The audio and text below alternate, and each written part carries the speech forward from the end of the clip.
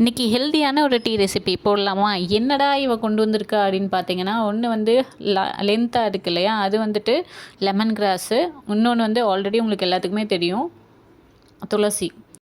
இது எல்லாத்தையும் வந்துட்டு நிழலில் காய வச்சு எடுத்து வச்சுருக்கேன். கூடவே என்னென்னா க்ரீன் டீ தூள் எடுத்து வச்சுருக்கேன். டீ போட ஒரு கப் அளவுக்கு தண்ணி ஆட் பண்ணிக்கலாம். நான் வச்சுருந்தேன் இல்லையா, லெமன் கிராஸ், துளசி, க்ரீன் டீ தூள், இது மூணையுமே நான் வந்துட்டு ஒன்றா மிக்சியில் அரைச்சி வச்சுருக்கேன். ஸோ அதையே இதில் ஆட் பண்ணிக்கிறேன்.